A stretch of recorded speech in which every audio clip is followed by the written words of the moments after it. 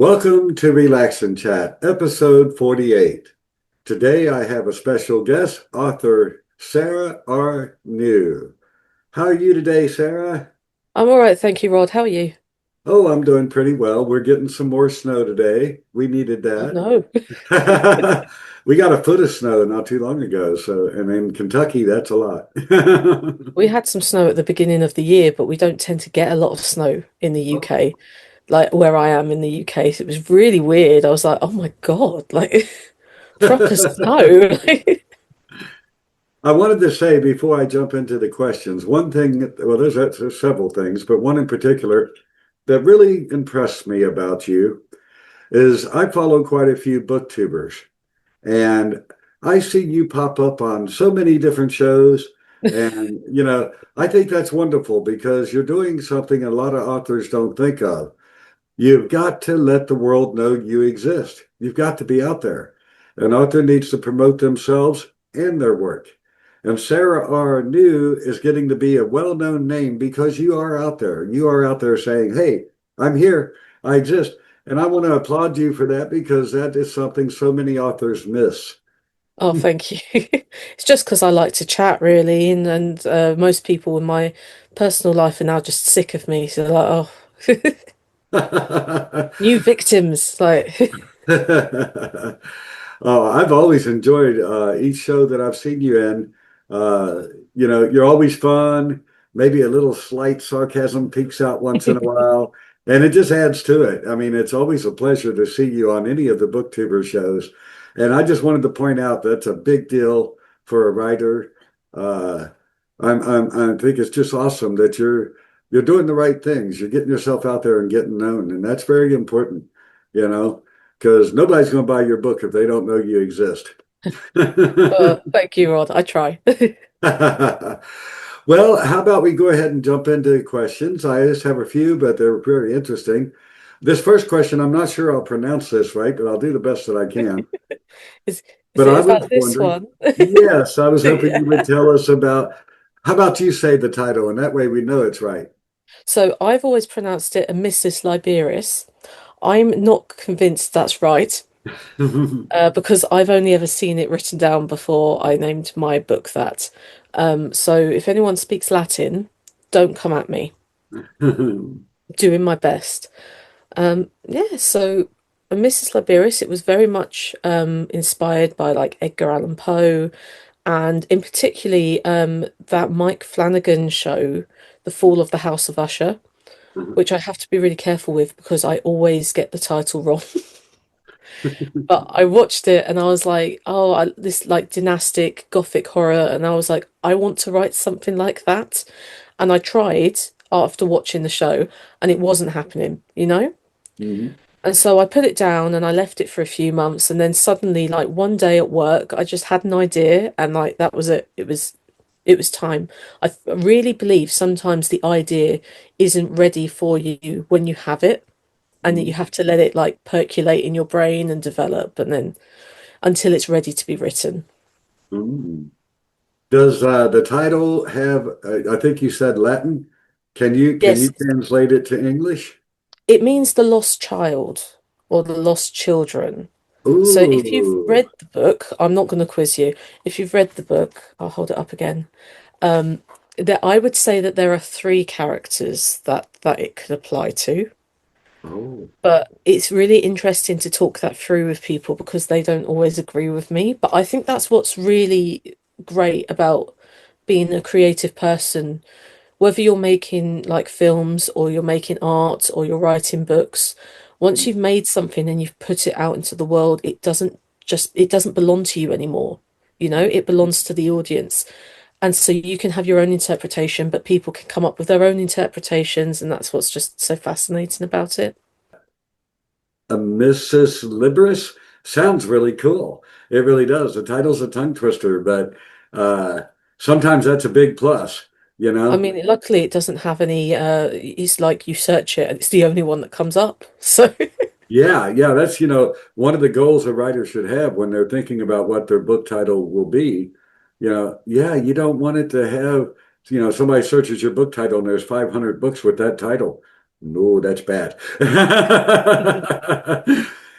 I'd like to ask you about this next book because it really struck me as something unique. Alien Buddha. Uh, Oh, I see what's yeah. happened. So, Alien Buddha Zine, which is on my Amazon account, my publisher for Mrs. Liberis, I don't know if, yeah, is Alien Buddha Press. Oh, And it's run by Red, who is really lovely. I've had great interactions with him. And that press does anthologies and zines and book like all sorts of books. And he's very kind that in his zine, that zine that's linked to mine, he's got a preview of a Mrs. Liberis in there. uh-huh. But I've also had like short form pieces published with him. I was in House of Horrors #7, which was a horror anthology with a piece called New Wounds. I've got a piece called Enter the Ossuary, which is a really cool sort of piece set in the Parisian catacombs. And that's in the alien Buddha gets isolated and weird. And I was also really excited to be invited to be part of an anthology called The Alien Buddha After the Alien Buddha. So a lot of us who had been published with Alien Buddha, we were all sent different books and we all got to write a response piece to other people's work, which was really lovely. I think they've got some like fascinating ideas for anthologies, and I've discovered some like incredible writers through them as well. Ah, yeah. When I looked it up on Amazon, it came across to me like a bunch of clips out of various writers' works. And the first thought in my mind is, was it hard to get permission from all of those writers to have parts of their stories in this group of clips? And that's something I don't think I've ever seen before. And it was very unique. And, I counted this quite creative, you know. It's nice that you get your work previewed in another piece as well, because I think in that one there's a lot of people who are publishing like short form work, but then he also puts in quite a few people who are having longer pieces with him, which I think is a very interesting marketing strategy I haven't really seen with other small presses. Yeah. But if it works for Red, Yeah, yeah. I love unique things. I love when someone gets creative and comes up with an idea that I don't know if it's entirely brand new, but it seems brand new. And, to me, that's exciting. I mean, if we do the same old thing, we're going to get the same old results. You know, I love when someone steps out of the box a little bit. And that's what caught my eye about that little book. Now, the next book I'm very interested to hear about, Hypochondria.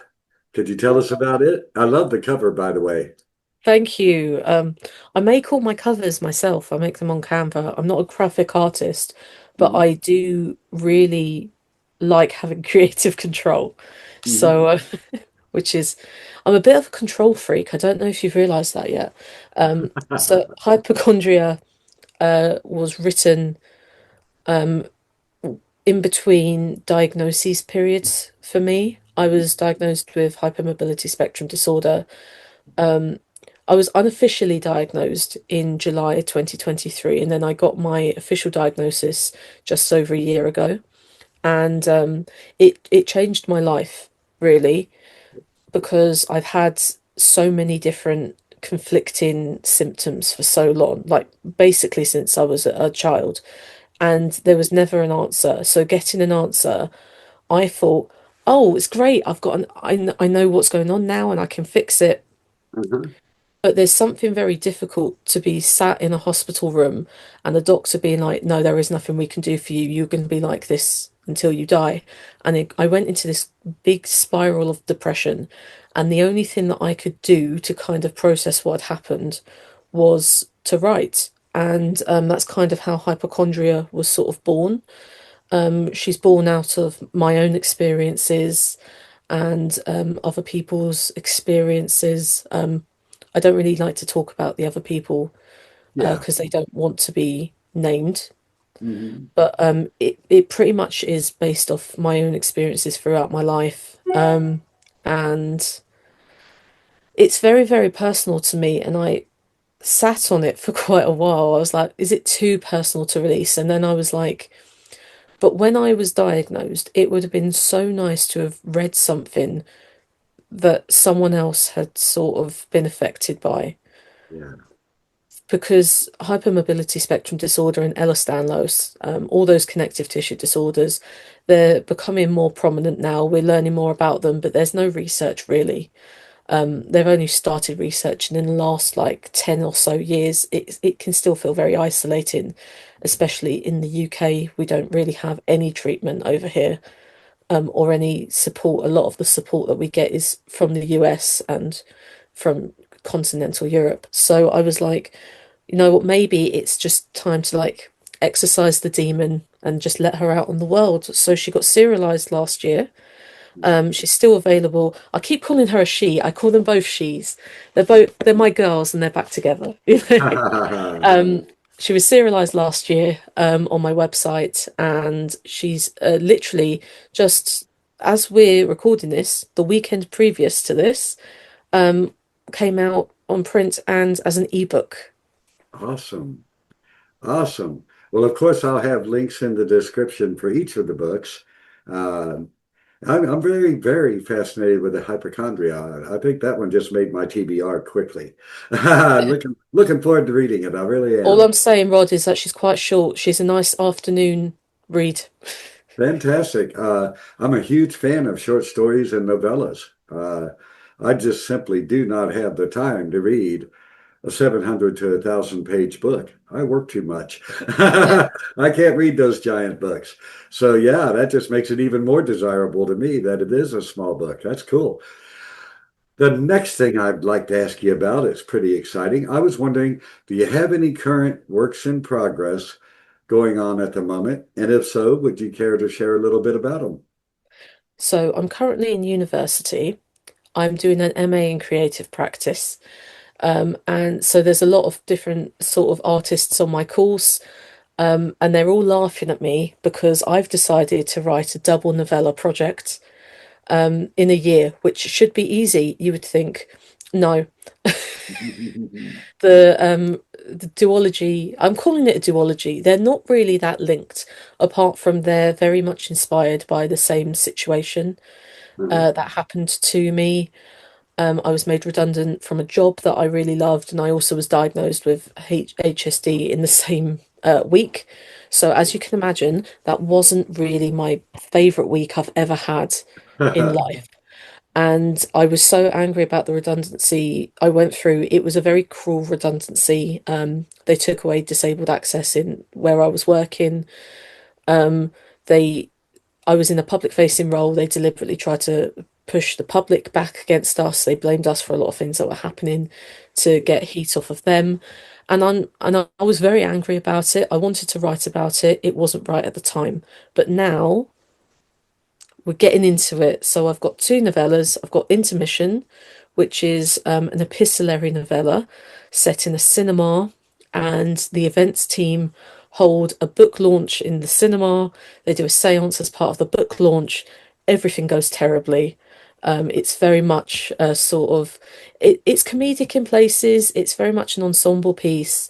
I'm very fond of most of the characters, but it's just set up like people are investigating what's happened after the fact. And the second novella is called The Good Ship Verdun, which is set on a 3 hour fjord cruise from Bergen. And it's a Rashomon narrative, so it's from four different points of view, all exploring the same events. And it's about how a simple breaking down of the machinery led to a whole mob mentality cult situation. Oh. So I'm quite fond of them. At the minute, as we're talking, intermission has been written, and I'm about of a quarter away through the first draft of the Good Ship Verdun. Oh. But it's proving harder to write than I thought. Luckily, I am going back to Norway tomorrow, so hopefully I will be inspired. Well, one of the best things I can offer is do not give yourself self-imposed deadlines. The story takes as long as it takes. What matters is what you're putting into the story and the quality of the story, not how fast it gets done, not the release date. Those things really don't matter very much. What really matters, sooner or later, these books will be on the market, and you want them to be the very best they can be. And they can be the very best they can be if you're not rushing, if you're not Yes. going nuts worrying about a deadline. Don't Ideally, they torture will be yourself. done before my deadline for university, though. Even if But they just need to exist. yeah, yeah. But it really takes a lot of stress off if you don't put that kind of stuff on yourself. Let yourself enjoy letting the story flow. That's the best way to write. You should be enjoying it and loving it. You shouldn't be, oh no, I've got 17 days left. You don't want Yeah, that I in your mean, head, you know? luckily, Intermission was just really easy to write. So obviously, I'm going to give it some time before I go into an edit. It's already starting to make a sort of name for itself because I plotted it all out on a scroll. It was all over my Instagram, and I'm part of the European Writers Salon. And when I went to their event in Brussels in September, I was telling everyone about my scroll. I now get messages on Instagram being like, "Can we see the scroll? How is the scroll doing?" I was like, "Well, my marketing's sorted." Mhm. Well, I think it sounds both of those books sound very wonderful, and I'll be looking for them. And when you're getting close to your release date, and if you'd like, you can come back on my show and we'll try to promote them, you Oh, know? thank you so Uh, much. and I'm sure any of the booktube hosts you visited would be happy to help you promote those two books, you know? So yeah, Just keep yourself out there because that's great. You know, you're doing all the right stuff.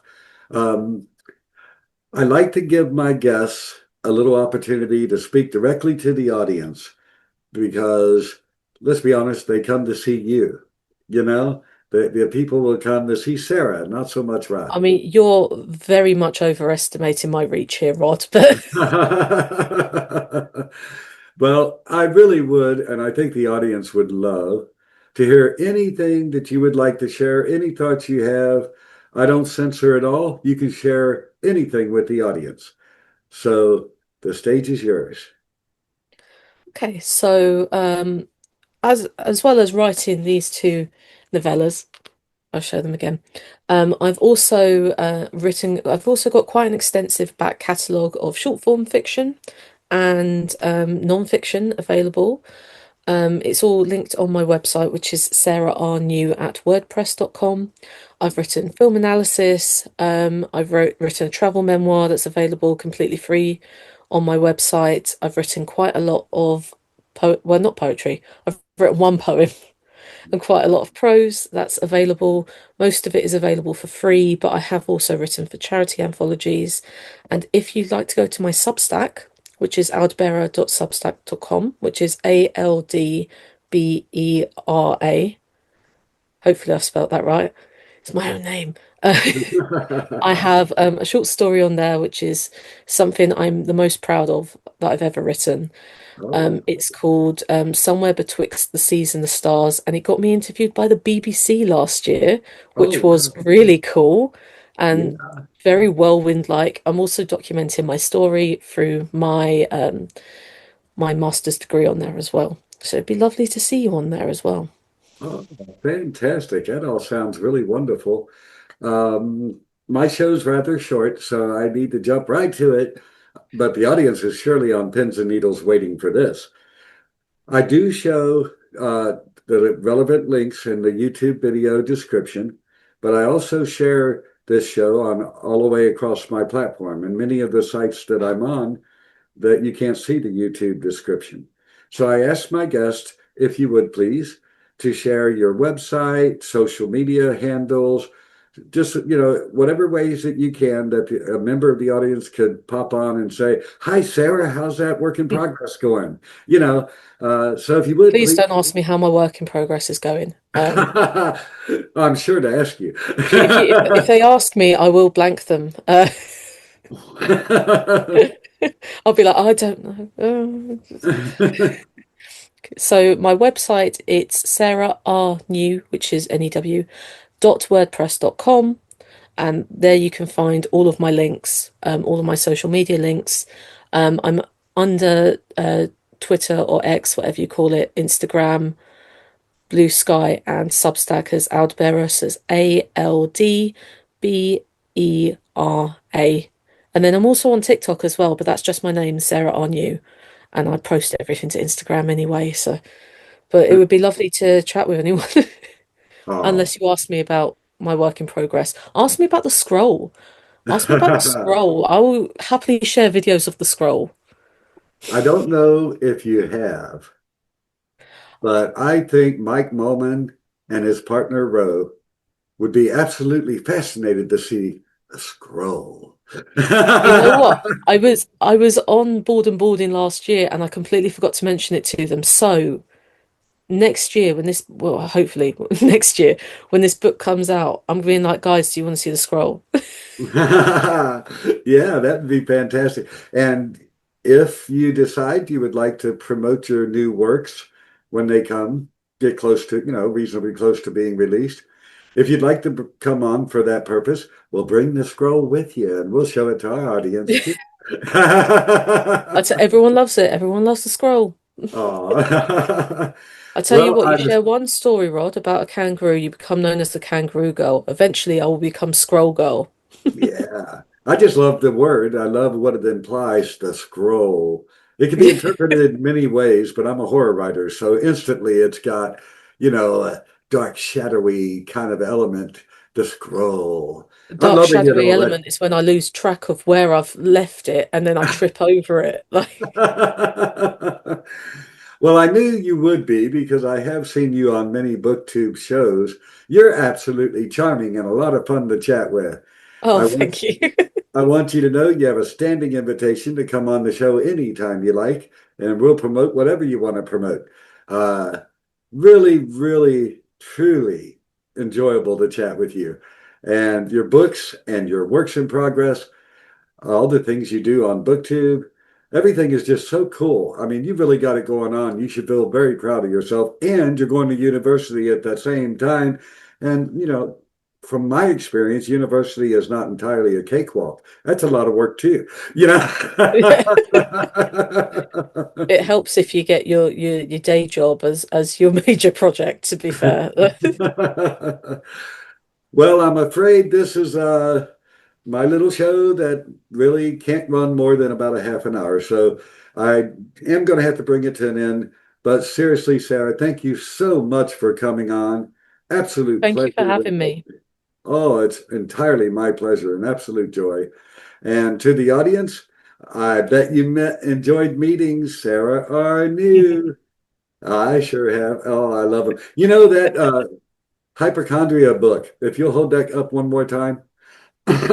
There's a very famous older book that's called Notice, and it's I think it's out of print now. I can't say for sure, but your cover really gives me that same spook vibe that Notice. And if you look it up and you can find the cover of the old book, you'll see what I'm talking about. It's like a cool kind of a spook vibe, and your cover definitely has it. And you did that cover yourself. Yes. Oh man. Yeah, control One freak. one of the divisions of my company is called Fedora Art. We will be in touch with you to try to get you to become one of our artists because your cover is wonderful. I love it. Well, thank you. You might want someone who can actually art. Well, I'm afraid I really do have to bring it to an end. Ladies and gentlemen, episode 48 of Relax and Chat, the marvelous Sarah R. New. Thank you so much for coming to see the show, and I hope I'll see you in the next one. Thank you again, Sarah. Thank you. Bye bye, everybody.